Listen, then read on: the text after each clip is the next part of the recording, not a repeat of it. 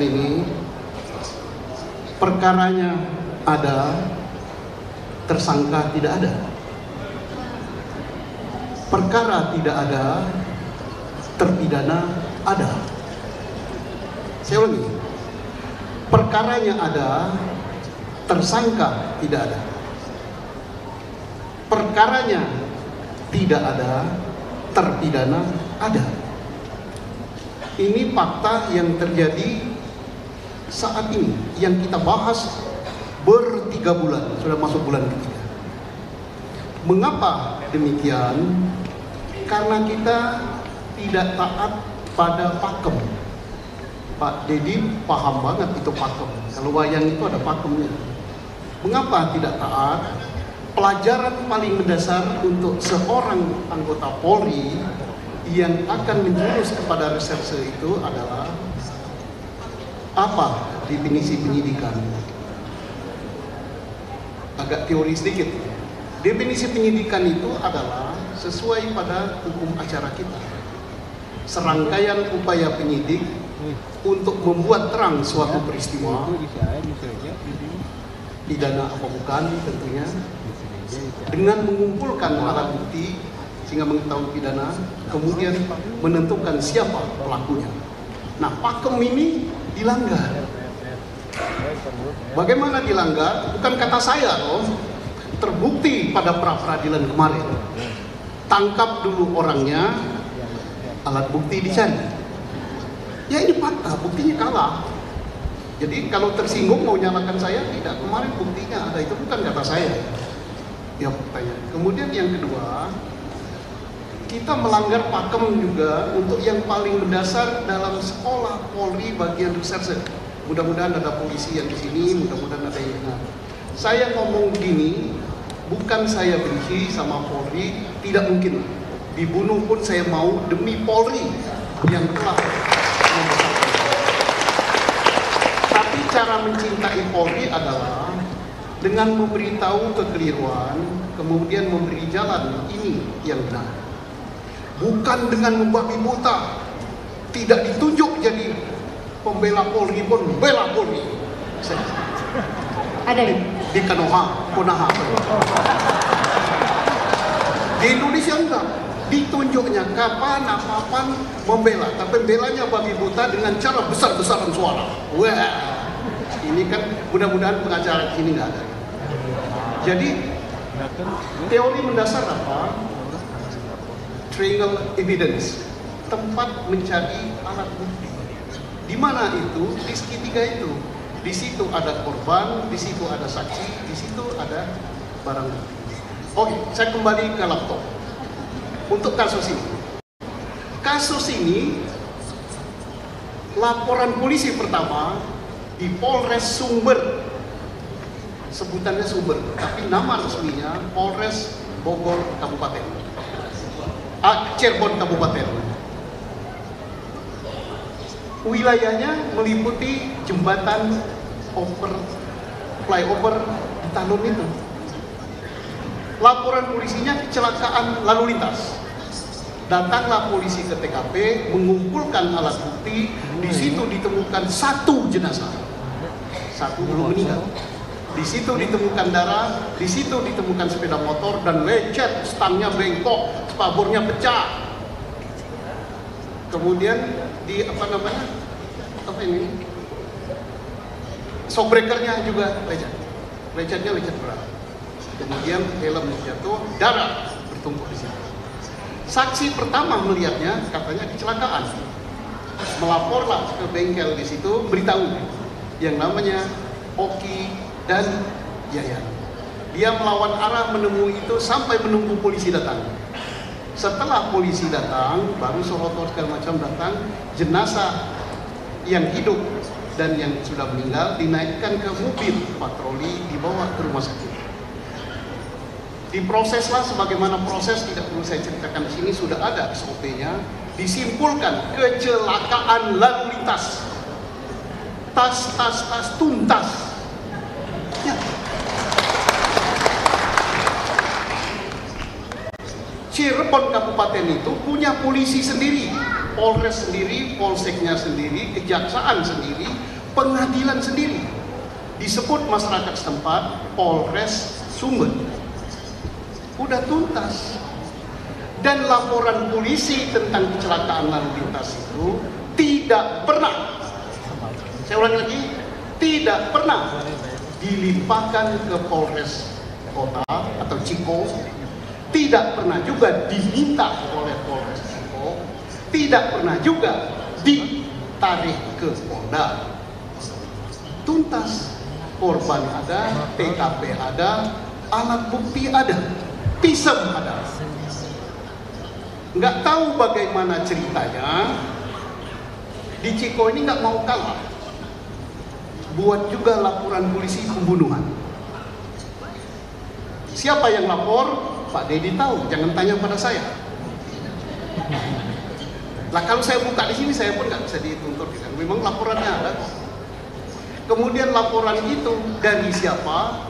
Informasinya bisa ditelusuri di berkas setebal begini. Saya udah baca berkasnya.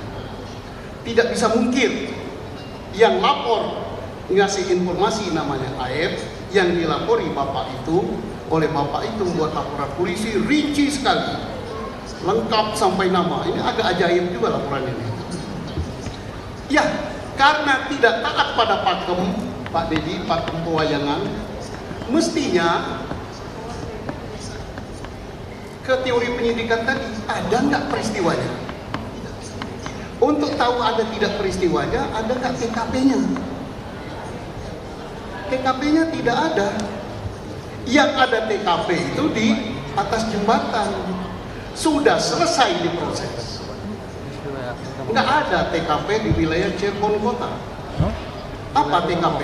Di situ ada korban, di situ ada alat bukti lain, barang bukti, saksi, dan sebagainya.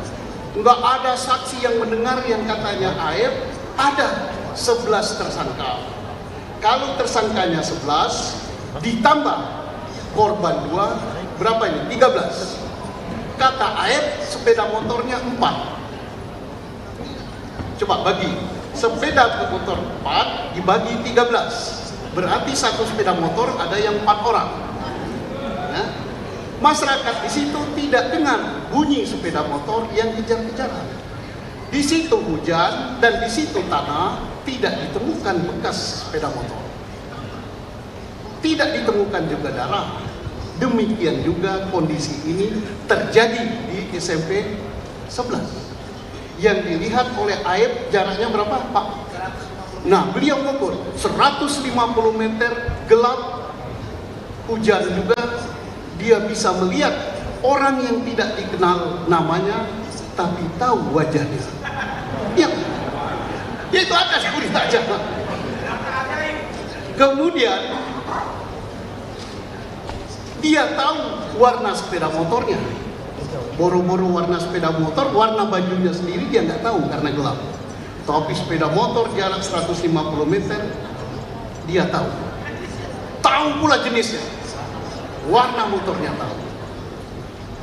Bisakah dipercaya ini? Nah, TKP-nya tidak ada. Kemudian oke, taruhlah TKP-nya kita anggap ada. Taruhlah, kita ini baik hati. Kan dalam pelajaran hukum itu apa? Kalau pidana, locus delicti dan tempus delicti. Locus delicti-nya kita baik hati, kita anggap ada. Tapi alat bukti untuk mengatakan peristiwa itu ada apa? Saksi tidak ada. Kenapa saya berani mengatakan tidak ada? Adalah sekitar 10 saksi, termasuk Dede ini. Termasuk. Tapi diantara sekian saksi itu, Dede sudah mencabut, kemudian Liga Akbar mencabut, kemudian Aep tidak tahu rimbanya, dan lain-lain. Jadi kalau 10 atau 15 saksi, 1 orang atau 2 orang sudah menyatakan berbeda pendapat, maka kesaksian itu lemah. Tidak ada itu. Kalau mau ada, harus didukung alat bukti lain untuk menguatkan saksi. Oke lah, kita di ruangan ini. Berapa ini? 5.000. Kita katakan warna ini apa? Merah. Nah, tapi kita katakan putih atau hijau. Sampai di luar kita katakan hijau semua. 5.000 mengatakan hijau. Benar? Bohong kan? Berarti, nah, tidak hijau kok. Tidak usah dipikir, tidak hijau kok. Berarti kita berbohong berjamaah. Kebohongan itu akan terbantah manakala kita punya alat bukti, khususnya alat bukti saintifik. Ada rekaman video, ada rekaman handphone bahwa ini warnanya merah campur putih dan lain-lain. Jadi jangan percaya dengan sejumlah saksi. Ya, berarti saksi sudah begini untuk mengatakan ada peristiwa pembunuhan di Ciko. Saksi sudah nggak ada. Kemudian alat bukti lain katanya visum. Visum tidak sama sekali mengatakan itu akibat pembunuhan, akibat trauma benda tumpul. Nanti beliau pakarnya bisa menyerahkan. Kemudian apalagi? Keterangan daripada terdakwa sudah dicabut, bahkan di depan persidangan dicabut. Jadi apalagi alat buktinya? Alat bukti saintifik ya nggak ada, CCTV nggak ada.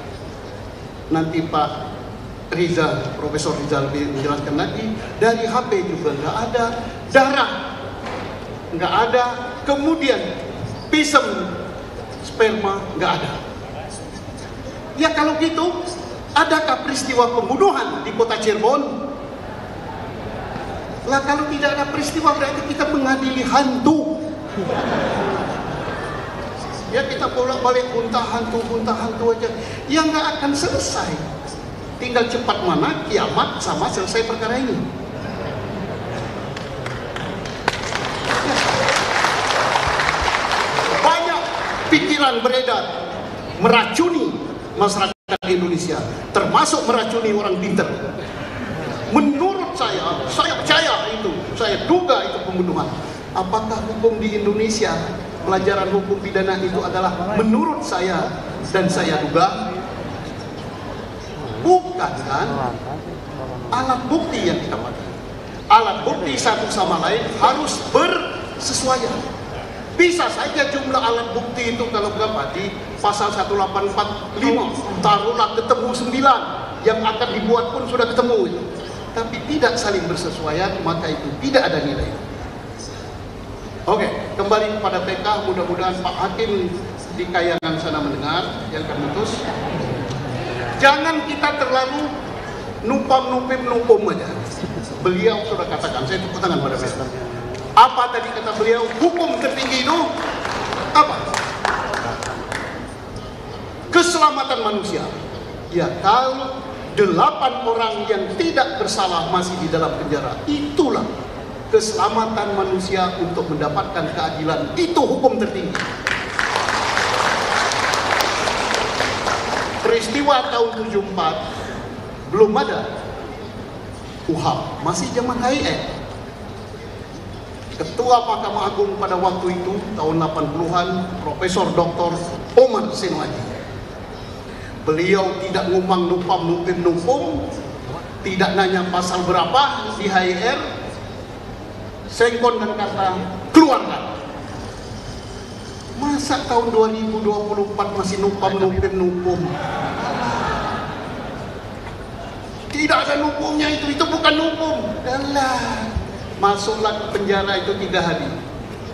Loh, aku tidak pernah masuk di penjara, bisa ngomong gitu.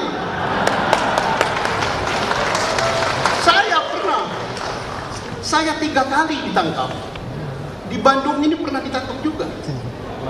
Masih jabat, belum pensiun. Di bandara aku ditangkap, tapi itu masa lalu, tidak usah diangkat. Kalau diangkat nanti menambah kehebohan. Sesatkah peradilan pada saya tidak bilang. Gak usah lah gitu kan. Termasuk siapa yang bisa buktikan pada masalah saya, nggak perlu saya kasih hadiah. Janganlah. Nah, makanya mengapa Susno itu berani mengatakan bahwa siapa yang bisa membuktikan bahwa di Polres Ciko tanggal 27 Agustus 2016 ada peristiwa pembunuhan terbukti dengan meyakinkan, didukung alat bukti saintifik, saya kasih hadiah 10 juta hasil jual pertanian tambah dana pensiun, uang pensiun. Kalau misalnya Pak, saya minta hasil pertaniannya, saya kasih cabai, terong, tomat plus duit, halal. Karena saya yakin nggak akan terbukti. Gimana mau terbukti orang peristiwanya saja nggak ono. Tak ayak peristiwanya, konaon atau mah? Kang, tak ayak peristiwana, yang buktikan sahak tersangkana ya tak ayak.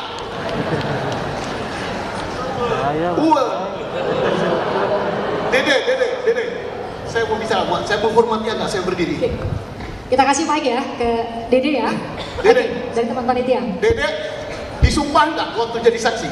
Datang ke pengadilan nggak? Tidak disumpah. Televisi Indonesia, se-Indonesia. Sebentar, Jenderal, supaya suaranya juga bisa terdengar buat Bapak Ibu dan teman-teman saudara-saudara kita yang mencari keadilan di luar sana. Dede, jawab Dede. Oke, pakai mic saya aja, pakai mic saya aja. Dede, waktu jadi saksi, Anda datang ke pengadilan? Tidak, Pak. Tidak datang ke pengadilan. Sekali lagi, datang ke pengadilan? Tidak. Tidak. Dua kali. Datang ke pengadilan? Tidak. Anda disumpah? Tidak. Anda disumpah? Tidak. Jangan takut Anda mengatakan bahwa Anda berbalik keterangan itu bohong dan sebagainya. Tidak bisa dihukum karena unsur kesaksian palsu itu harus diberikan di depan pengadilan di bawah sumpah.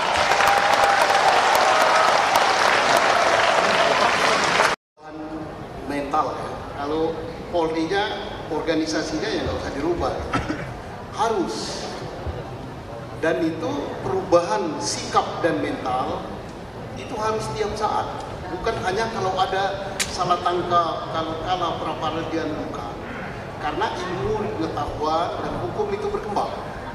Kalau tidak mau berkembang, nanti pasalnya, pasal pokoknya. Pokoknya kamu bersalah, tangkap, baru carikan alat bukti. Bukankah dari zaman dulu, pencurian itu di kampung-kampung dengan cara menggangsir. Kemudian setelah ada pencurian, polisinya bawa kelompok kelobot, pergi ke dukun, untuk menanyakan kemana larinya pelaku. Dijawab ngalor, menggok kiwo, munggah gunung, nyebrang kalen. Kira-kira dia ke utara, turun lembah, naik lembah, nyebrang sungai. Tandanya gimana? Orangnya gini-gini. Dulu. Sekarang zaman sudah berubah. Siapa yang tidak mau berubah sesuai dengan apa yang disampaikan oleh orang ini, maka akan kelindes. Termasuk aparat Polri, bukan Polri aja ya, jaksa, hakim, pengacara. Kita harus berubah. Dunia sudah berubah. Bangun. Kalau tidak berubah, maka akan dilindes oleh zaman. Dan perubahan itu dari mana yang terbaik? Dari dalam. Bukankah Uni Soviet bisa berubah karena Gorbachev? Bukankah China bisa berubah, bisa rontok dan menjadi China modern seperti sekarang karena Deng Xiaoping? Bukankah nantinya pengadilan akan berubah karena orang-orang yang mengawaki pengadilan kita, demikian kejaksaan, demikian kepolisian? Lah, jadi ini serentak harus berubah dan perubahan dari dalam.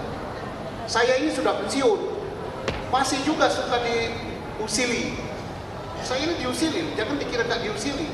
Dibilang saya nggak cinta polisi. Loh, kecintaan saya luar biasa. Saya ingin agar polisi itu tahu apa kata orang di luar apa, obatnya apa, mengapa terjadi begitu. Baik. Jadi harus berubah tuh harus. Baik. Apa deh? Sanksi. Ya sanksinya Sanksi pemerintah atau sanksi kode etik? Sanksinya kode etik. Ya. Tapi tolong juga ya untuk teman atau adik-adik yang masih mengawal ikut polisi, banyak yang tidak yakin dengan sanksi kode etik ini. Suara luar, bukan suara saya. Karena apa? Seperti kemarin dikatakan resmi bahwa siapa namanya? Ibtu Rudiana dinyatakan sudah benar tidak bersalah.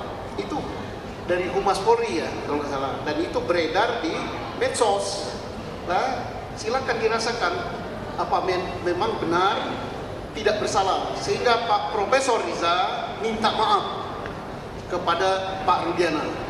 Mohon dimaafkan karena selama ini telah buruk sangka. Ternyata Bapak tidak bersalah. Dan maafnya kemarin saya lihat pakai begini gitu. Ini beliau ini bisa bahasa apa, kalau Jawa Barat itu nyungkun. Tahu nyungkun? Nyungkun itu adalah bahasa hiperbolis dengan satir. Terima kasih. Oke, baik, terima kasih Pak Susno. Tidak terasa waktu kita diskusi sudah beberapa jam ternyata. Saya yakin setelah kita dari sini diskursus mengenai kasus ini juga masih terus berkembang sampai kemudian kita mendapat kepastian hukum melalui upaya hukum yang akan dilakukan melalui peninjauan kembali. Pasca peninjauan kembali pun saya yakin masih ada pihak yang mungkin merasa atau menilai rasa keadilannya belum terpenuhi. Tapi setidak-tidaknya kita berikhtiar untuk mencari keadilan bersama-sama. Saya mau mulai dari Bu Rahel, karena Bu Rahel bagian terakhir tadi mungkin bisa menyampaikan dari momentum kasus ini dan beberapa kasus hukum lain.